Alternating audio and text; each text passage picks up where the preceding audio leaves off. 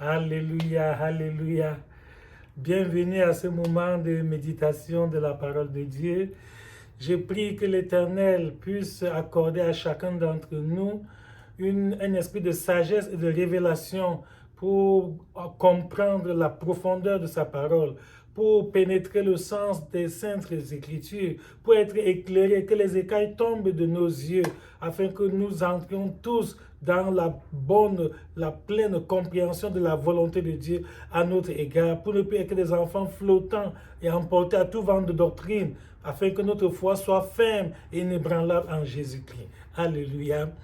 Nous sommes maintenant en train de suivre ce message qui a pour thème « Si tu crois, tu verras la gloire de Dieu ».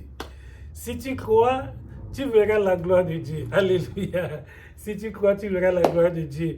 J'ai hésité à choisir le thème de ce message parce que la première idée qui m'est venue était d'intituler ce message « La foi est la monnaie unique de la vie spirituelle ». La foi est la monnaie unique de la vie spirituelle.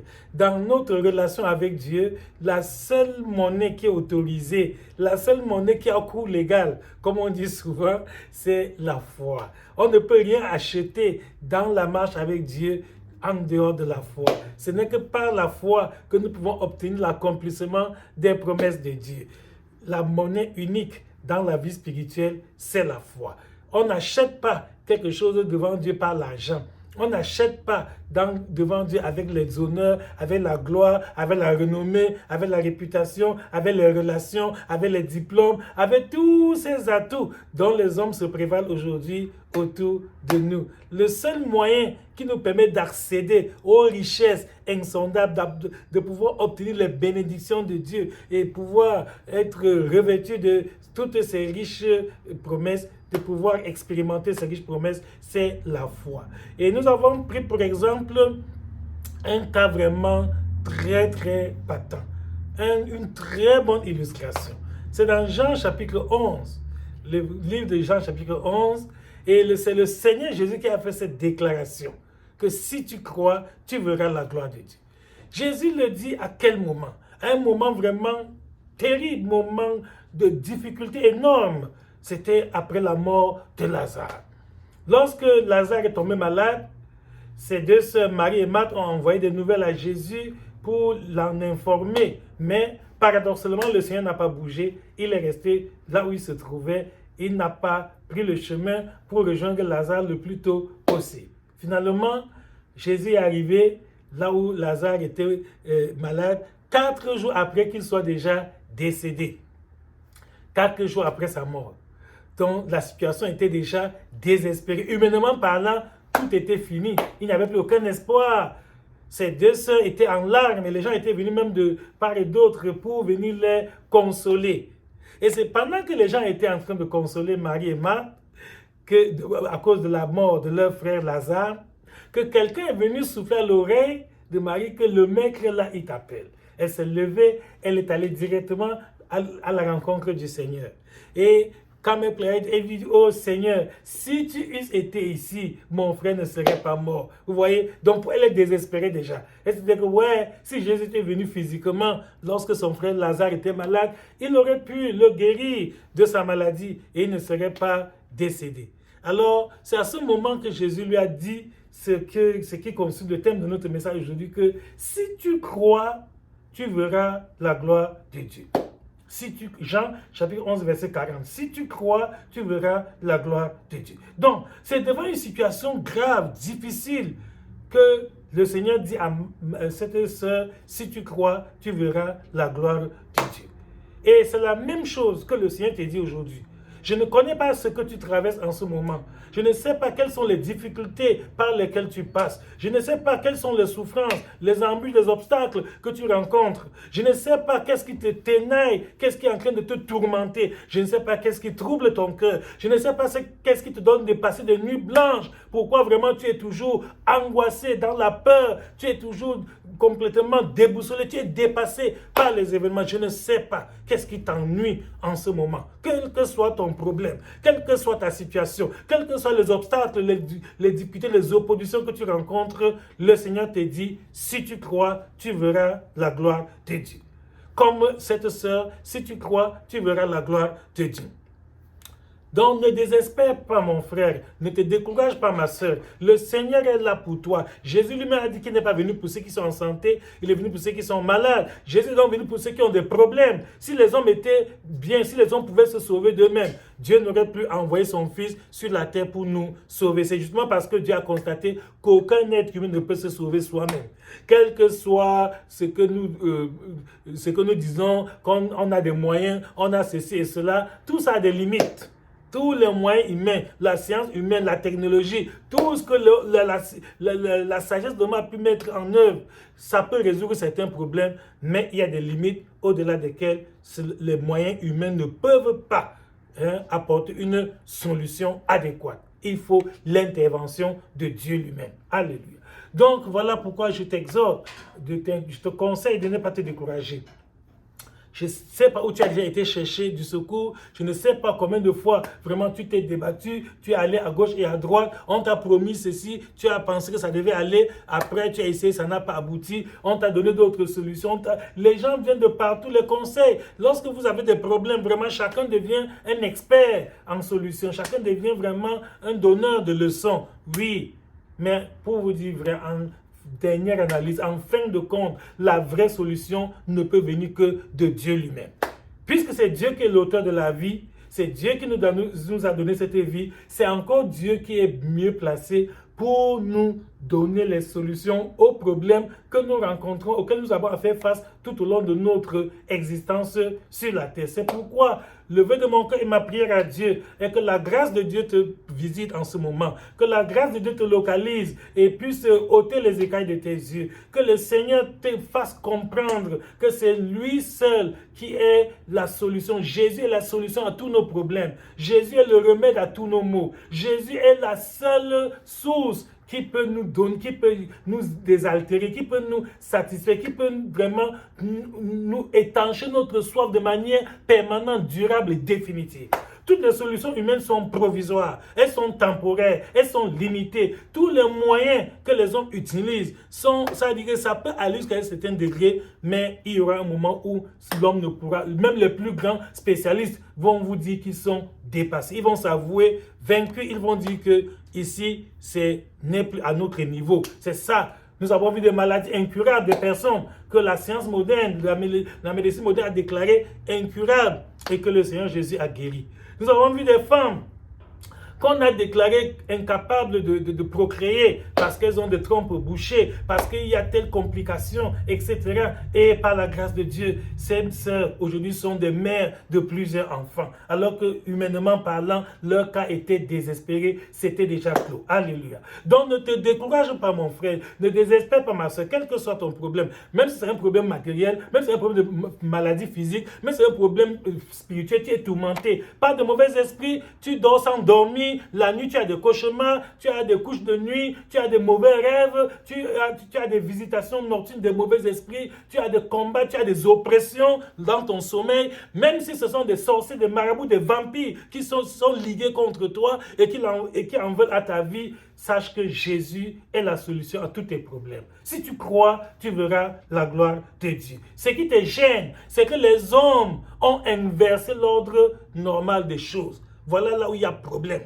Ce qui est vraiment un grand obstacle, une barrière terrible devant plusieurs d'entre nous, c'est le fait que nous avons changé l'ordre normal des choses établies par Dieu. Pour Jésus, si tu crois, tu verras la gloire de Dieu. Donc il faut d'abord croire avant de voir la gloire de Dieu.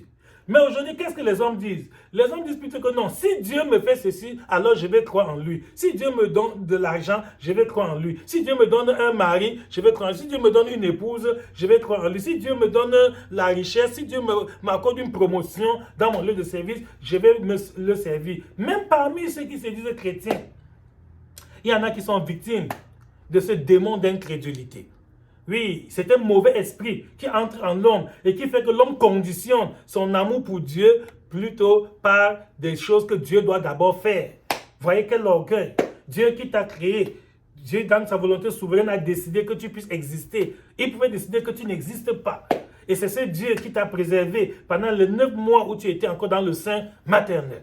C'est ce Dieu qui te donne la vie tous les jours. S'il te demandait de payer le souffle de vie qu'il te donne, tu payerais, la facture, la quittance s'élèverait à combien? Regarde la lumière du soleil qui nous éclaire tous les jours depuis notre naissance. Si Dieu voulait nous donner la quittance, la facture, que nous puissions payer tous nos arriérés de quittance de soleil, c'est-à-dire les quittances de soleil, comme on paye les quittances d'électricité, si tu donnes la quittance du soleil, que tu dois payer tous les arriérés des quittances de soleil que tu as consommés, tu prendrais l'argent. Quel homme, même le plus grand riche, même les milliardaires en dollars, serait incapable de le payer. Mais Dieu, dans sa bonté, dans son amour infini pour nous, nous donne tout gratuitement. C'est donc absurde qu'un homme conditionne sa confiance en Dieu, son obéissance à Dieu, sa soumission à la parole de Dieu au fait qu'il faut d'abord que Dieu remplisse telle condition. Il faut d'abord que Dieu puisse obéir à tes exigences.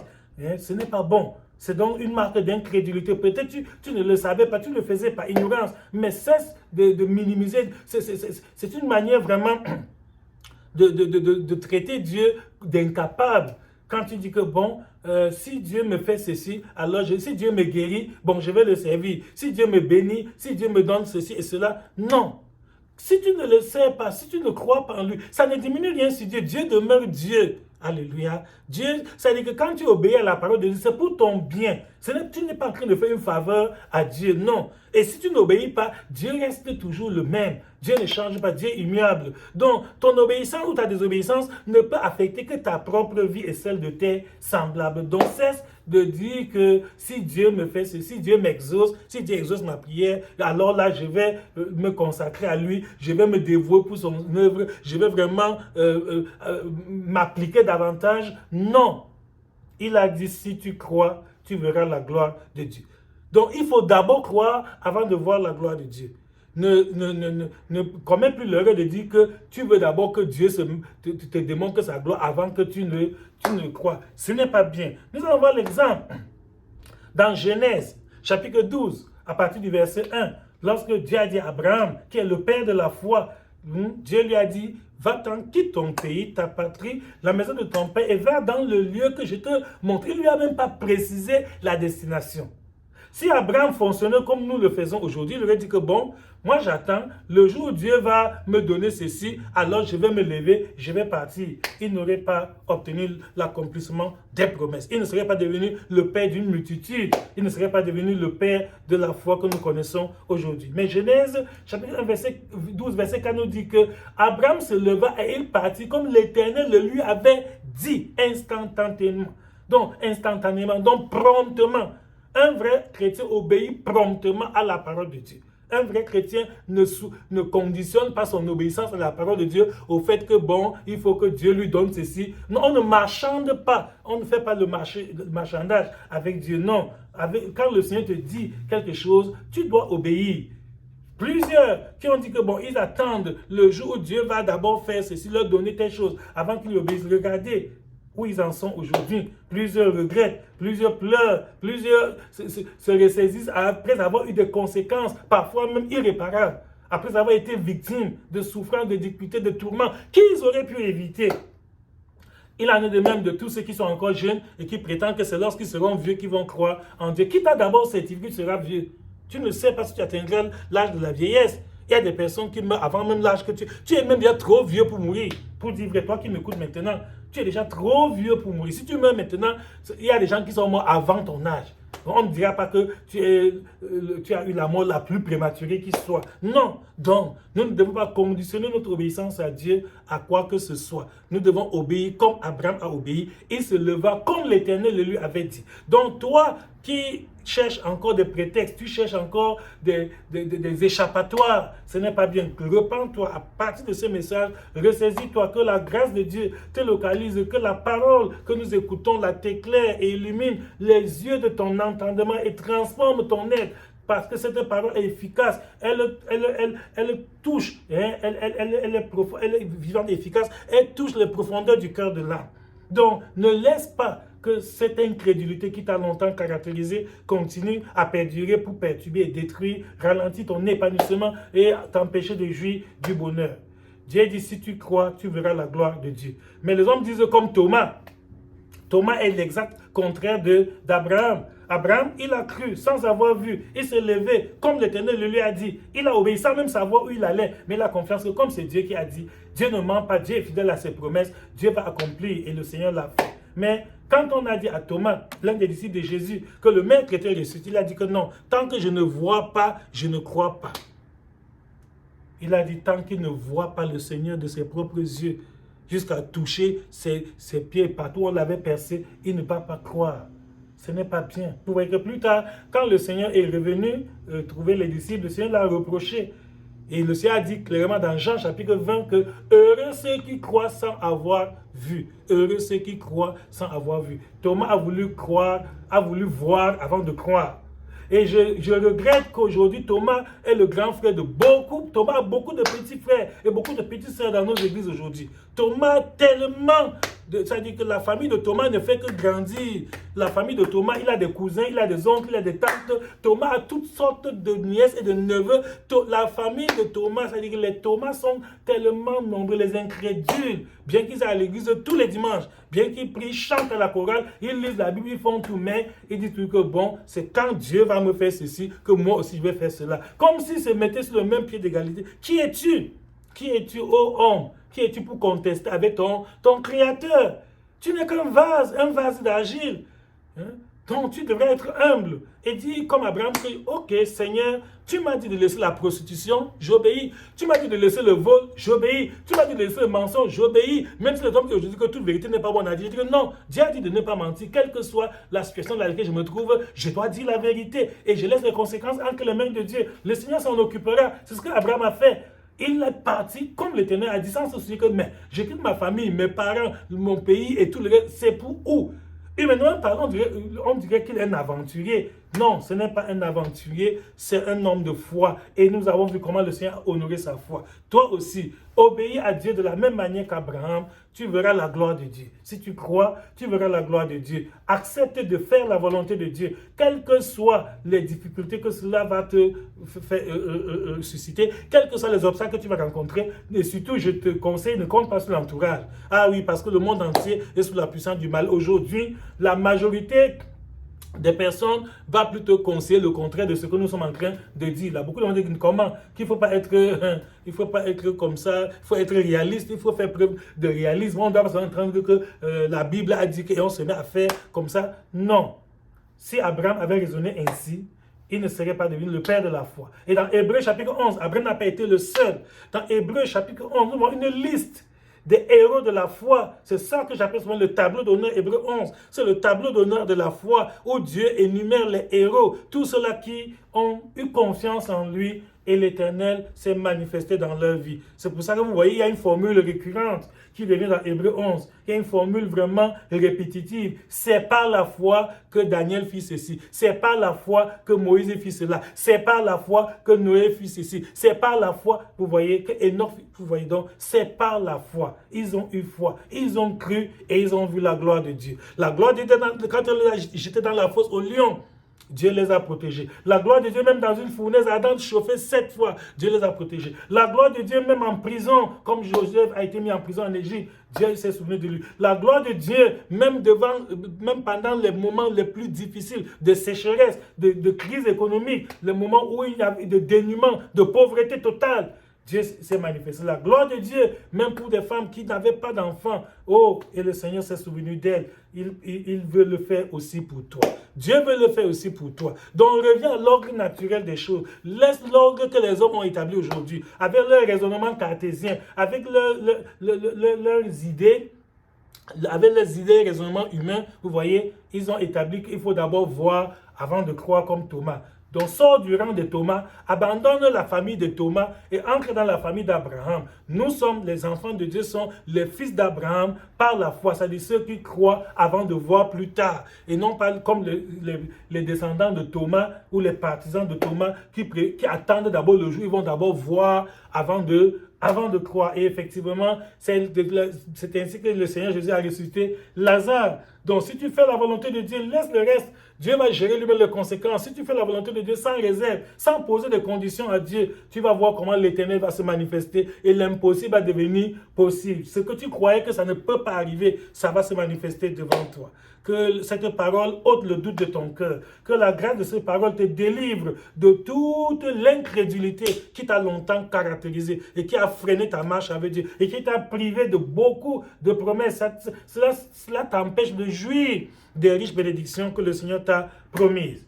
Toutefois, j'aimerais préciser que la foi sans les œuvres est morte. Donc, quand on dit d'avoir foi, il ne s'agit pas de dire seulement verbal. Ce n'est pas une affirmation toute qui se limite au niveau des lèvres, verbalement, que oui, je crois, non. Celui qui croit, ça se manifeste, ça se ressent. C'est dans Jacques chapitre 2, verset 26. Jacques chapitre 2, verset 26. La foi sans les œuvres est morte. On reconnaît que quelqu'un a vraiment la foi lorsqu'il obéit à la parole de Dieu. Lorsqu'il fait la volonté de Dieu. Il abandonne le péché. Il mène une vie digne de l'évangile. Car c'est en confessant de ta bouche le Seigneur Jésus et en croyant dans ton cœur que Dieu l'a ressuscité des morts que tu seras sauvé. Donc voici le moment favorable. Ça c'est Romains 19 à 11 qu'il faut avoir foi. Et cette foi, croire que la parole de Dieu est vraie, l'accepter pour vrai de tout cœur sans réserve et la mettre en pratique.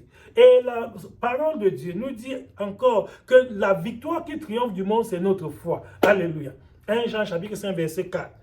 1 Jean chapitre 5 verset 4, la victoire qui triomphe du monde, c'est notre foi. Donc si tu veux triompher du monde, si tu veux que l'emprise de ce monde ne puisse pas t'étouffer et te détruire et détruire ta vie spirituelle, aie confiance en Dieu, crois, soumets-toi à la volonté de Dieu et ton témoignage va confondre les incrédules. Ce que Dieu fera dans ta vie, les miracles extraordinaires, les prodiges et les signes que le Seigneur va manifester dans ton business, dans tes affaires, dans ton commerce, dans ta boutique, dans ta famille, dans ta plantation et même dans tes études, si tu es encore élève ou étudiant, même dans ta famille, ton foyer, tout ce que Dieu fera, des choses merveilleuses et incroyables, tu verras comment les hommes viendront dire certainement Dieu est avec toi parce qu'ils ont vu les fruits, ils ont vu la gloire de Dieu se manifester dans ta vie. Donc, avoir foi, c'est choisir le côté de Dieu, c'est choisir le bon côté de l'histoire, c'est se mettre sous la protection du Tout-Puissant. Et quel autre parapluie peut être plus efficace? Quelle autre protection peut être plus efficace que celle de Dieu? Il est omnipotent, c'est-à-dire il est tout puissant, il est omniprésent, il est partout à la fois. Donc si tu es n'importe où, Dieu est là pour te protéger. Il est omniscient, il sait toutes choses, il n'ignore rien. Alors que si tu as confiance aux hommes, l'homme est limité, l'homme peut voyager, l'homme peut dormir, l'homme peut être faible, l'homme peut être dépassé par les situations. L'homme peut même être ignorant, il peut ne pas savoir. Donc c'est pour ça qu'il faut garder cette confiance en Dieu. La Bible nous dit dans Jacques, chapitre 1, verset 5 à 8, que si quelqu'un d'entre vous manque de sagesse, qu'il la demande à Dieu et qu'il donne à tout simplement et sans reproche, et elle lui sera accordée. Mais la parole précise au verset 6 que toutefois, qu'il la demande avec foi sans douter. Car celui qui doute est semblable au fleuve de la mer, agité par le vent et poussé de part et d'autre. Qu'un tel homme ne s'imagine pas qu'il recevra quelque chose du Seigneur. C'est un homme irrésolu, inconstant dans toutes ses voies. Donc voilà pourquoi nous te disons qu'il faut avoir confiance et que la monnaie unique, la seule monnaie qui a cours légal dans la vie spirituelle, c'est la foi. Si tu vas acheter n'importe quoi dans la vie spirituelle, ce n'est qu'avec la foi. Dieu n'a pas besoin de ton argent. Il y a des gens qui pensent qu'ils peuvent rester à la maison et signer des chèques, envoyer de grandes enveloppes dans les églises pour financer la construction des bâtiments et d'autres œuvres. Et à ce prix-là, ils peuvent avoir la faveur de Dieu. Non, c'est impossible. Ce que Dieu demande, c'est ton cœur. Donne d'abord ton cœur à Dieu avant de donner ton argent à Dieu.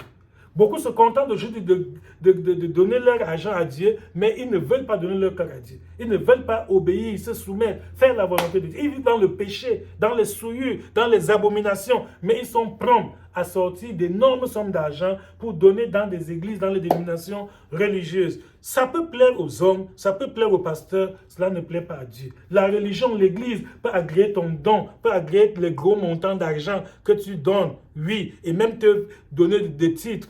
Là-bas, il y a des églises où on te donne même de grands postes de responsabilité. Oui, on te donne même des sièges d'honneur parce que tu sors beaucoup d'argent pour financer les activités. Mais sache que c'est la religion, ce n'est pas Dieu. Dieu ne peut pas approuver quelque chose qui vient d'un cœur souillé. Donc, tant que tu ne donnes pas d'abord ton cœur à Dieu, sache que l'argent que tu prétends donner à Dieu, c'est du gaspillage. Tu es en train de... Ton argent tombe dans l'eau, tu perds ça pour rien. Cherche d'abord à te réconcilier avec Dieu, c'est-à-dire repens-toi de tes péchés, demande pardon pour toutes tes offenses et maintenant convertis-toi, tourne le dos à la vie mondaine, abandonne le péché et mène maintenant une vie digne de l'évangile. À ce moment, tu verras comment tes offrandes, tes dîmes, tes collectes, tout ce que tu peux donner pour le travail de l'Église, cela aura une valeur devant Dieu. Donc Dieu n'agrée pas le genre de sacrifice où les gens gardent leur vie de péché et se permettent seulement d'offrir des sommes d'argent pour les choses de l'Église.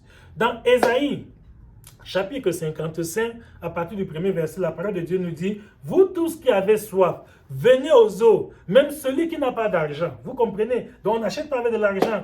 La monnaie unique, c'est la foi. Il dit, même celui qui n'a pas d'argent, venez acheter et manger. Venez acheter du vin et du lait sans argent et sans... Il répète une seconde fois que c'est sans argent. Non, c'est pas ton obéissance, pas ta foi, pas ta soumission inconditionnelle et sans réserve totale et définitive à la volonté de Dieu.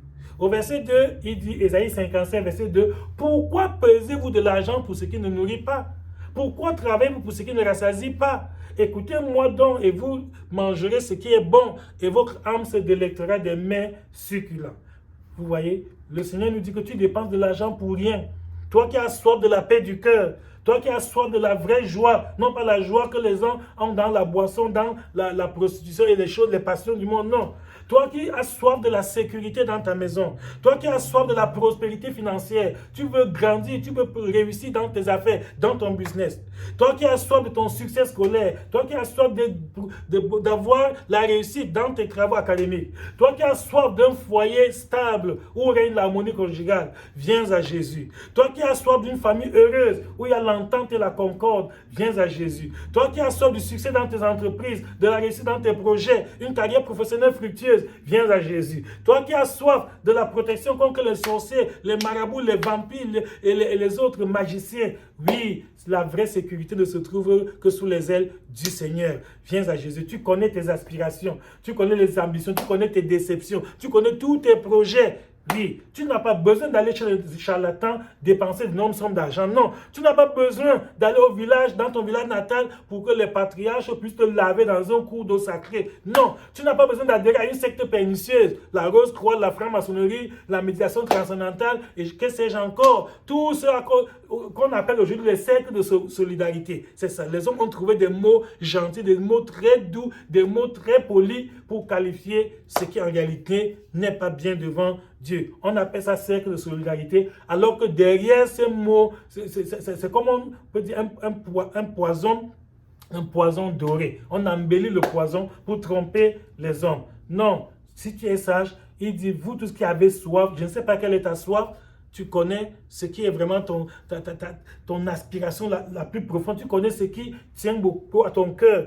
Jésus vient, Jésus est venu te donner tout cela, mais à condition que tu crois. Le Seigneur seul est capable de combler le vide qu'il y a dans ton cœur. Et il précise qu'il te donne gratuitement, sans argent, sans rien payer. Le seul prix à payer, c'est la foi, c'est de croire que tu es incapable, que Jésus est mort pour toi. C'est de croire que tu ne peux pas te sauver toi-même et que c'est pour ça que Christ s'est laissé crucifier, lui juste, pour nous les injustes. C'est nous qui méritions d'être pendus sur le bois à cause de nous, toutes nos abominations. Mais lui qui était innocent s'est substitué à nous et il a reçu le châtiment que nous méritions. Donc, ne dépense plus ton argent pour rien. Ne gaspille plus ton argent dans des choses qui ne peuvent pas t'aider. Mais viens à Jésus et tu verras comment le Seigneur lui-même garantira ta sécurité, pourvoira tes besoins, il te bénira, il te comblera de toutes ses richesses. Il va accomplir ses riches promesses dans ta vie. Donc, crois que Dieu est capable. Je sais que nous sommes habitués à acheter les choses avec de l'argent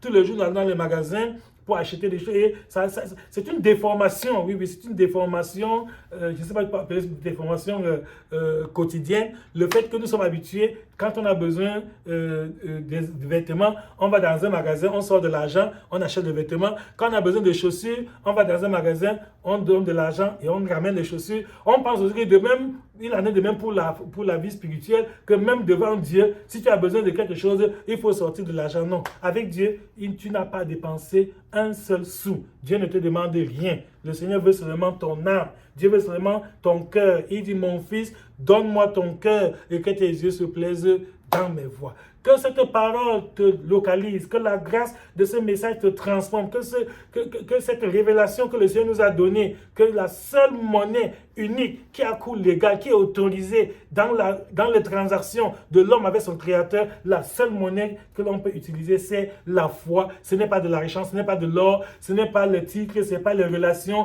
ce n'est pas les cartes de visite, ce n'est pas les diplômes, ce n'est pas tous ces atouts dont les hommes se prévalent aujourd'hui autour de nous. La seule chose que Dieu attend de toi, c'est de la foi, que tu crois. Et si tu crois, tu verras la gloire de Dieu. Crois, mon frère. Abraham a cru, il a vu la gloire de Dieu. Si nous aussi nous croyons, nous verrons la gloire de Dieu dans tous les domaines de notre vie. Gardons cette grâce, gardons cette confiance en Dieu. Ne nous laissons plus ébranler par les raisonnements des hommes. Ne nous laissons plus ébranler par tout ce qui accourt autour de nous et qui tend toujours à semer l'incrédulité dans le cœur des hommes. Si tu crois, tu verras la gloire de Dieu. Car la seule monnaie, la monnaie unique autorisée dans la vie spirituelle, c'est la foi.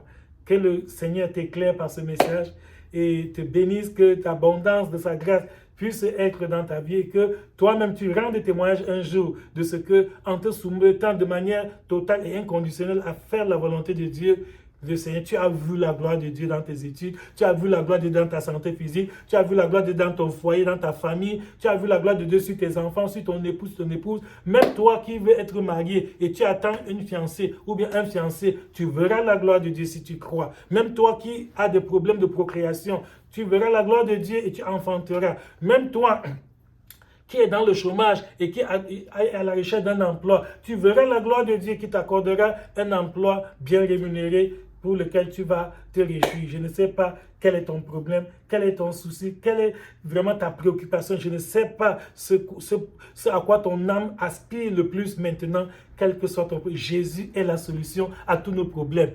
L'Éternel est le remède à tous nos maux. Accepte Jésus, donne-lui ta vie, garde confiance en lui et continue à le servir. Tu verras la gloire de Dieu. Si tu crois, tu verras la gloire de Dieu. Si tu crois, tu verras la gloire de Dieu. Car la foi est la monnaie unique de la spiritualité. Si tu crois, tu verras la gloire de Dieu, car la foi est la monnaie unique dans la vie spirituelle. Que l'Éternel te bénisse et te soutienne, te fortifie et te montre par ce message. Au nom de Jésus-Christ. Amen. Amen.